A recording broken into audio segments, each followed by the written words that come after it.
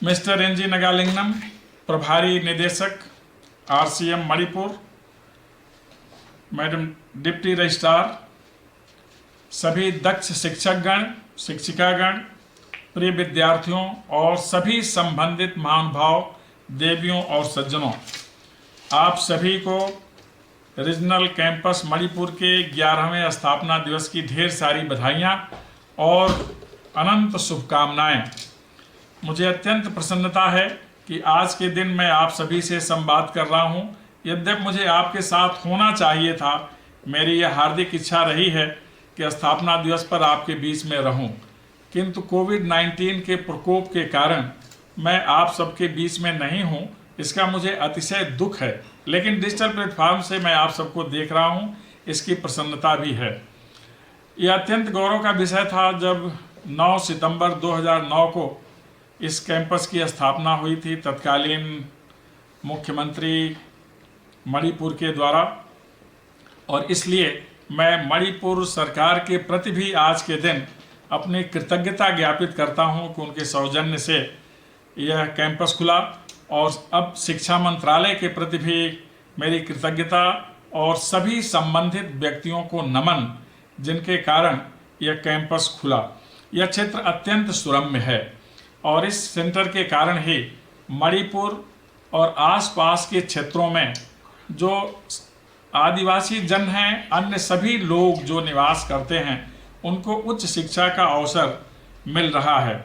विशेष करके राजनीति विज्ञान एवं मानवाधिकार विभाग, समाजशास्त्र, सामाजिक कार्य, संगणक विज्ञान विभाग और जनजातीय अध्ययन, जिसमें PG और रिसर्च की व्यवस्था है, इसके माध्यम से हमारे शिक्षक सभी विद्यार्थियों को अपने ज्ञान से आलोकित कर रहे हैं और उनका भविष्य चमत्कृत करने का प्रयास कर रहे हैं। यह प्रसन्नता का विषय है कि अब इस परिसर में फिजिकल एजुकेशन डिपार्टमेंट भी शीघ्र ही स्थापित होने वाला है और उसका अध्ययन आरंभ किया जाने वाला है। यह क्षेत्र कला, कौशल और संस्कृति की दृष्टि से अतिशय संपन्न क्षेत्र है। नई शिक्षा नीति में आंचलिक भाषा, स्थानीय भाषा और स्थानीय संसाधन, लोक भाषा, लोक बोली, लोक संस्कृति और लोक ज्ञान के ऊपर विशेष बल है। हमारा यह संस्थान इन सभी क्षेत्रों में प्रवीणता प्राप्त करेगा और ज्ञान के विभिन्न क्षेत्रों में उच्चता के लिए विदित होगा पूरे विश्व भर में। नई शिक्षा नीति में कुछ और भी विशेषताएं हैं। कौशल विकास, नवाचार, जिसके माध्यम से स्थानीय युवाओं को रोजगार का अवसर मिलेगा।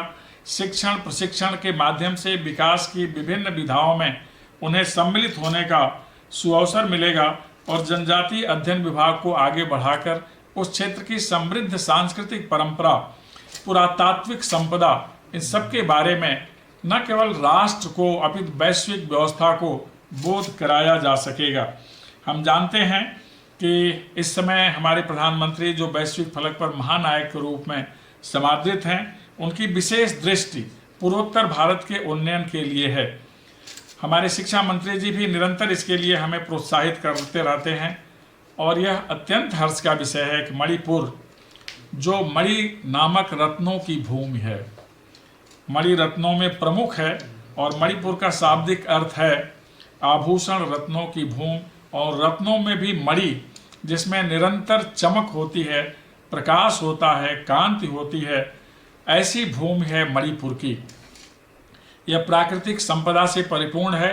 सूर्य स्वयं अपनी लालिमा से इस क्षेत्र को सजाता है और प्रकृति स्वयं इस क्षेत्र का श्रृंगार करती है। इसलिए इस क्षेत्र का बहुत ज़्यादा महत्व है। ऐतिहासिक रूप से भी इसकी बहुत ज़्यादा महत्ता है।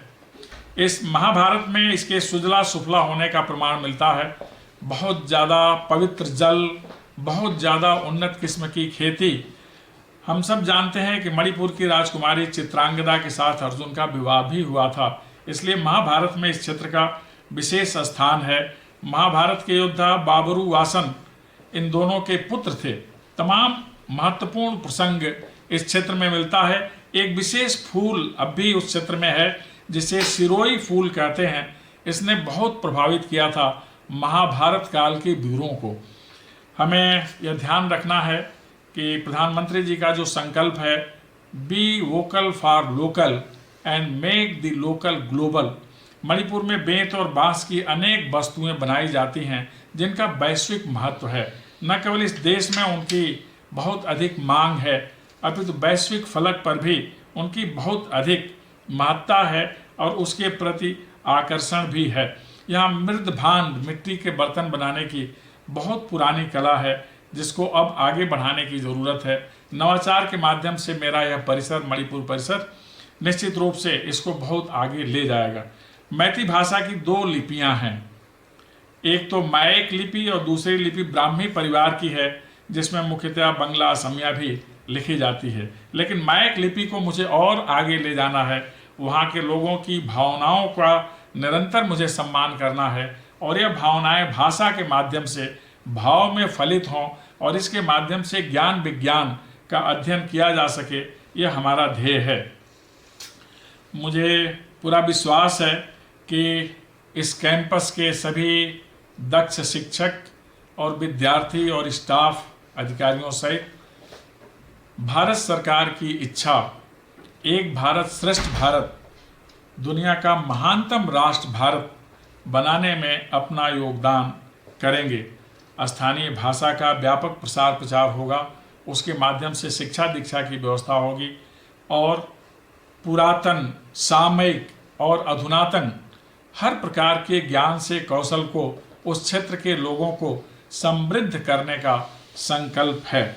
एक बार पुनः मैं आप सबको आज के दिन बधाई देता हूँ और मेरी शुभकामना है कि आपका भविष्य निरंतर उज्जवल हो। जैसे ही कोविड-19 का फेज अप्रभावी होता है, मैं आप सबसे मिलने के लिए आऊँगा। एक बार पुनः सभी शिक्षकों, अधिकारियों, कर्मचारियों और प्रिय विद्यार्थियों को, साथ ही मणिपुर के मेरे सम्मानित निवासियों को मेरी ओर से बधाई। आप सबको